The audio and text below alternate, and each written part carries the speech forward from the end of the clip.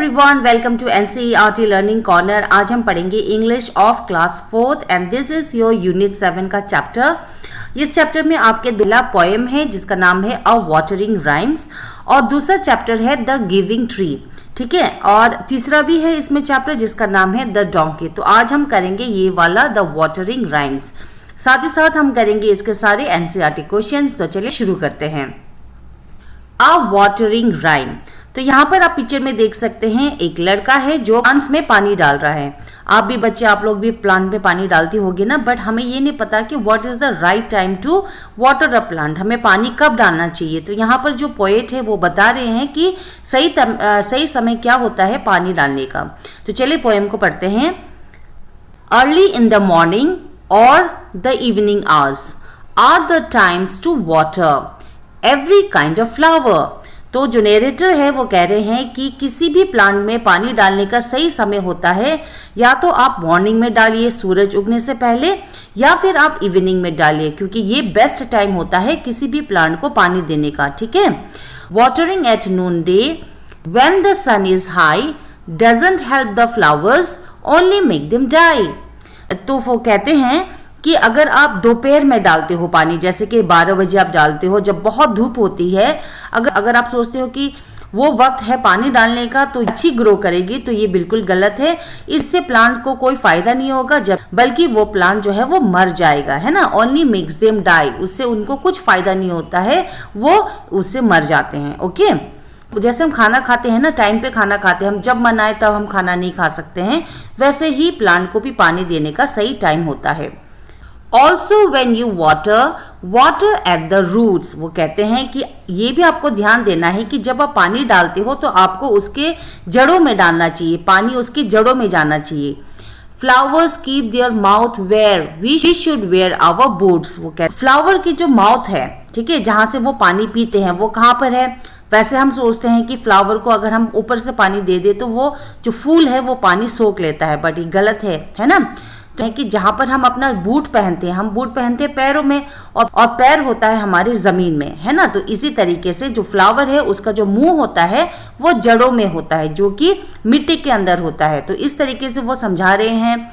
Soak the earth around them, वो कहते हैं कि जब आप पानी डालो तो ये जरूर ध्यान में रखना कि जहां पर जड़ है उसके चारों ओर जो है पानी पहुंचना चाहिए, और पानी जो है वो सोख लेना चाहिए। यानी सोख का मतलब होता है खींच ले, है ना। जो अर्थ है, मिट्टी है, वो पानी को खींच ले, इस तरीके से आपको भर के पानी डालना चाहिए।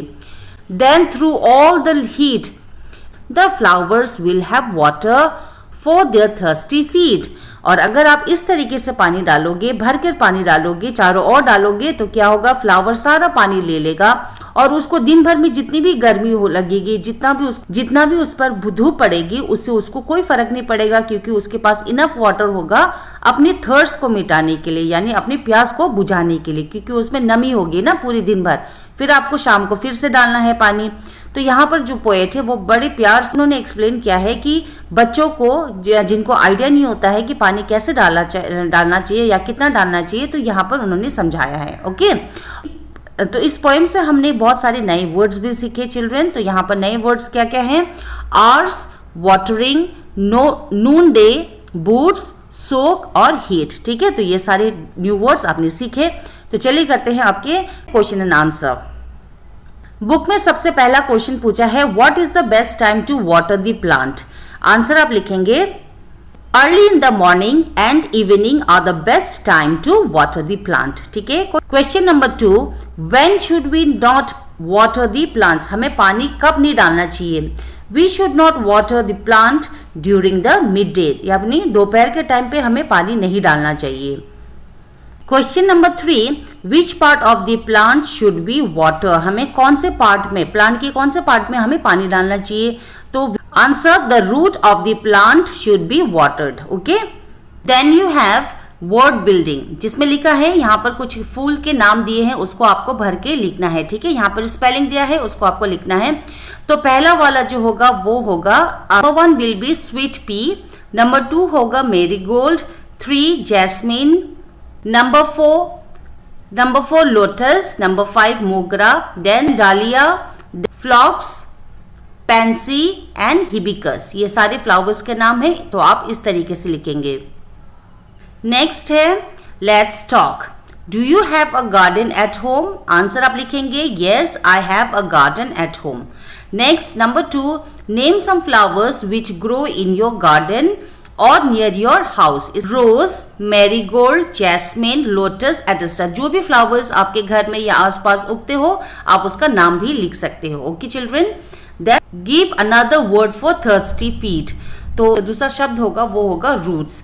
देयर इज एन ऑप्शन जिसमें लिखा है कि अगर आप पानी देते हो प्लांट को मॉर्निंग में तो क्या होगा, सुबह सुबह अगर आप पानी दोगे तो क्या होगा, आंसर क्या होगा, दे विल ग्रो वेल, है ना, वो अच्छे से बड़े होंगे। फिर दूसरा क्वेश्चन है कि from where do flower get water, plant को पानी कहाँ से मिलता है, तो आप आंसर लिखेंगे फ्रॉम द बॉटम, है ना, जमीन से, यानी रूट से उनको पानी मिलता है। ओके, फिर उसके बाद यहाँ पर लिखा है से अलाउड, जिसको आपको पढ़ के जोर जोर से स्पेलिंग या फिर जो भी है आपको याद करना है। अगर आप ध्यान देंगे तो इसका जो वर्ड है वो काफी राइमिंग है, स्पेलिंग अलग है, जैसे अर्ली है curly, surely, R R R, flower flower, shower, तो जो साउंडिंग वर्ड है काफी सिमिलर है लेकिन उसके जो मीनिंग है और स्पेलिंग है काफी अलग है। ओके, फिर यहाँ पर लिखा है pick out the silent letter from this words, तो इनमें से जो साइलेंट लेटर है वर्ड है उसको हम निकालेंगे। जैसे आर में क्या है, एच साइलेंट है, ऑफन में है टी साइलेंट, राइट में डब्ल्यू, इसमें है के, इसमें भी के, इसमें भी के, बिकॉज सारे जो वर्ड्स है वो एन से शुरू हो रहा है। और यहाँ पर है रॉन्ग, तो यहाँ पर डब्ल्यू साइलेंट है, इसमें नाइट तो एन, इसमें जी साइलेंट है, इसमें हाई, इसमें भी जी साइलेंट है, डाउट, इसमें बी, कुड, यू साइलेंट है, और वॉक में एल, और वॉक में एल साइलेंट है। ठीक है चिल्ड्रन, अगला है लेट्स राइट।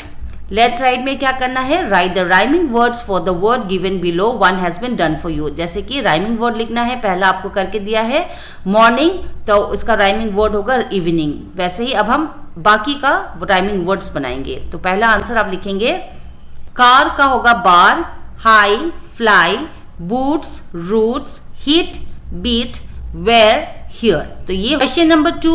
आपको यहाँ पर देखिए मॉर्निंग, इवनिंग, वाटरिंग है ना, इन सभी के जो लास्ट वर्ड्स है या लेटर्स है वो आईएनजी है। तो आपको और 6 वर्ड्स ऐसे बताने हैं जिसमें आईएनजी लगा सकते हैं। तो इसका आंसर आप लिखेंगे, वैसे तो बहुत सारे वर्ड्स होते हैं, तो इसका आंसर आप लिखेंगे playing, jumping, singing, laughing, going और कुकिंग। तो इन सभी में आप आईएनजी लगाएंगे, है ना। तो ये है फोर्थ फॉर्म ऑफ वर्ब। अगला जो क्वेश्चन है उसमें जो सेंटेंस दिए है उसमें कोई फुल स्टॉप नहीं है, उसमें प्रॉपर नाउन नहीं लिखा हुआ है, क्वेश्चन नहीं, इंट्रोगेटिव सेंटेंस है तो उसमें क्वेश्चन नहीं लगा है। तो इन सभी को क्या करना, आपको कैपिटल लेटर्स में स्टार्ट करना है और फुल स्टॉप देना है। जहां पर क्वेश्चन मार्क लगेगा वहां पर आपको क्वेश्चन मार्क लगाना है। तो इन सेंटेंसेस को हम दोबारा से बनाएंगे।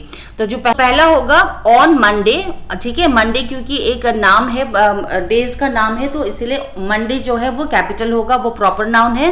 फिर आप कॉमा देंगे, फिर उसके बाद कैपिटल आई, आई हमेशा कैपिटल ही होता है तो आई लिखेंगे, I will go to school, फिर फुल स्टॉप देंगे। ठीक है, number 2 Rahim, Ravi and Raju are going to see the circus. अब यहाँ 3 नाम है ना, तो जैसे कि रहीम, रवि और राजू, और इन दोनों के बीच में कॉमा लगेगा और यहाँ पर लगेगा एंड यानी और, are going to see the circus and full stop. ठीक है, Sita where are you looking, तो सीता भी नाम है तो सीता के बाद एक छोटा सा पॉज है इसलिए हम यहाँ पर कॉमा लगाएंगे।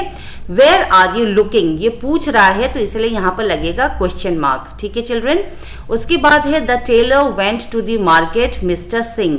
अब मिस्टर सिंह क्या है, नाम है, तो इसको तो हमने पहले कैपिटल लेटर करना है, और क्योंकि ये सेंटेंस यहाँ से शुरू हो रहा है तो इसलिए द जो है वो कैपिटल होगा। The tailor went to the market mister Singh, और फिर फुल स्टॉप लगेगा। Okay, every Sunday I go for a work, have breakfast, read story books, listen to the music and watch television। तो इसको हम क्या करेंगे, पहला शब्द जो है वो कैपिटल आएगा तो हम ई लिखेंगे कैपिटल में। फिर संडे जैसे मैंने बताया it's a name of a week, तो यहाँ पर प्रॉपर नाउन है इसलिए एस लगाएंगे कैपिटल। फिर बनाएंगे हम छोटा सा, यहाँ पर लिखेंगे कॉमा बिकॉज यहाँ पर एक पॉज है। फिर I capital go to the breakfast, क्योंकि हम यहाँ पर बहुत सारा काम बता रहे हैं ना, तो जहां जहां हम काम बताएंगे, जो जो काम बताएंगे उसके बाद लगेगा comma. So I go for a work comma, have breakfast comma, read story book comma, listen to the music. क्योंकि लास्ट में कुछ भी नहीं है तो हम यहाँ पर एंड लगाएंगे, यानी हिंदी में हम कहते हैं और वॉच टीवी, टेलीविजन. ठीक है. नेक्स्ट है Lakshmi why are you crying. तो लक्ष्मी नाम है कॉमा, फिर लगेगा क्वेश्चन मार्क अंत में. ठीक है. बाकी सारी स्मॉल लेटर्स में होंगे. Oranges, mangoes, bananas and papaya are fruits. तो यहाँ पर अब हम आंसर लिखेंगे, ऑरेंज का ओ कैपिटल आएगा, लेकिन फ्रूट्स के नाम जो है वो प्रॉपर नाउन नहीं होते हैं, वो होता है कॉमन नाउन. तो इसीलिए सिर्फ एक जो पहला वाला वर्ड है वो कैपिटल आएगा, उसके बाद हम लगाएंगे कॉमा. ठीक है. Mangoes comma, bananas comma and papayas are fruits. ठीक है. तो यहाँ पर लगेगा फुल स्टॉप. तो ये हो गया आपका आंसर कंप्लीट. सो चिल्ड्रन, इसी के साथ होता है ये चैप्टर टोटली कंप्लीट. आपने पोएम भी पढ़ा और साथ में अपने जितने भी इंपॉर्टेंट क्वेश्चंस थे वो आपने करे. आई होप आपको ये एक्सप्लेनेशन अच्छी लगी होगी. अगर आपको पसंद आया है तो please give a like and also you can share with your friends and family. और ऐसे ही बाकी सब्जेक्ट्स पढ़ने के लिए you can always subscribe to this channel. Thank you so much for watching. Happy learning.